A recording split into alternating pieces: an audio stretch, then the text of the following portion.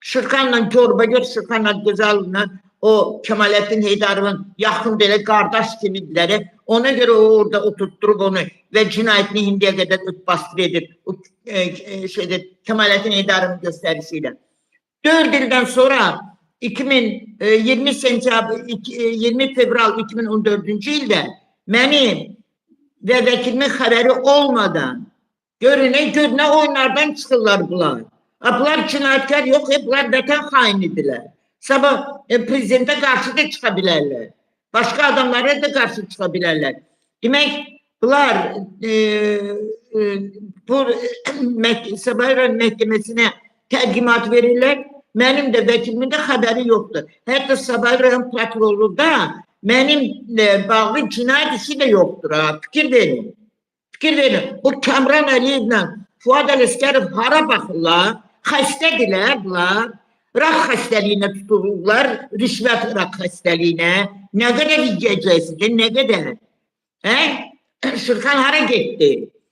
Oqtay Şürəliyev hara getdi? Nə oldu? 6 nəfər Allah var yuxarıda. 6 nəfər adam öldü mənim cinayətlərimlə örtbastır edənlər. 3 nəfər qalıb. Onlar da əli canlı meyit kimi gəzirlər. Demək, Natiq Əsədov mənim və vəkilimin xəbəri olmadan Sabah rayon məhkəməsinin hakimi Azər Tağıyev da gizli qərar əldə edərək o da Azər Tağıyev da məhkəmə keçirmədən qərar qəbul edir. Bir görün bu məhkəmələr nə gündədir? Məhkəmələr buna da göz yumurlar, bu şərəfsizlər, vicdansızlar. Məni ikinci dəfə 9-cu polis bölməsinin tərbiyyəçisi Fazil Mahmudov sahib Seyid və YPX işçisi Azadlar tərəfindən Küşərən oğru və aparırlar təzən Miştaqadakı bir sayılı psikiatri xəstəxanasına. Sən indi bu vicdansızlara, şərəfsizdə sual verən lazımdır ki, mənim 2010-cu ildəki psiki durumumla 2014-cü ildəki psiki durumla nə əlaqəsi var? Kimdir dəli? Dəli sizsiz. Hələ 15 ildir ki, siz dəlini ağıllıdan ayıra bilmirsiniz. Cinayətkarı zərər çəkmişdən ayıra bilmirsiniz. Əsl dəlixanalıq sizsiniz. Və prezident də Mehriban xanım da bunlara göz yumurlar. Əvvəla, bunlar heç mənim oğlumu da tanımırlar. Heç onun soyadını da bilmirlər. Tamamilə görmürlərdir. Açıq-aşkar hüquq mühafizə və prokuror orqanları açıq-aşkar bilirlər ki, kimlər durub bu üçün. Soyub da mən girdim bir yerdə kof etməyə.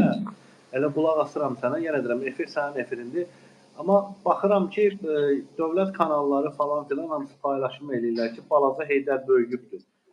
Sizin qohumunuz Mehriban Əliyevanın oğlu prezident hazırlanır. Biri qayıdır ki, Balaca Heydər. Deyir ki, yox, artıq o Balaca Heydər deyil, böyüyübdür. 2 dənə də oğlu var. Yəni, hakimiyyətə hazırlayırlar Balaca Heydəri. Xalq, millət deyəsən yenə də Heydər deyəcək. Bu haqda nə deyə bilərsiniz, Ali Hanım?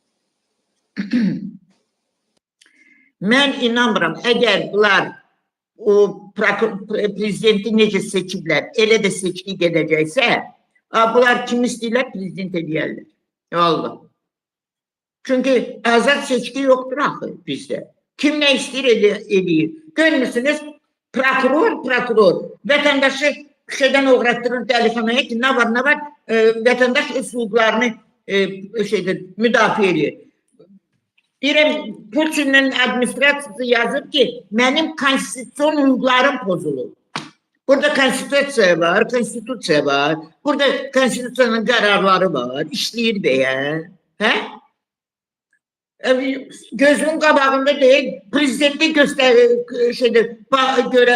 prezidentin qulaq açan var, prezidenti saymırlar. Mən neçə dəfə demişəm, saymırlar. Hamısının qabulunda olmuşam mən. Deyirəm, prezident belə deyib, prezident. Hələ belə inanırsınız. Dəhşətdir. Bir fikir verin. Bakı şəhər prokuroruna mən 4 dənə məktub yazmışam. Bakı şəhər prokuroruna. Bir baxın.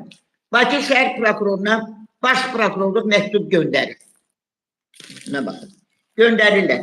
Buna baxın, Bakı şəhər. Adını Elşad Abbasov. Sayıb Heç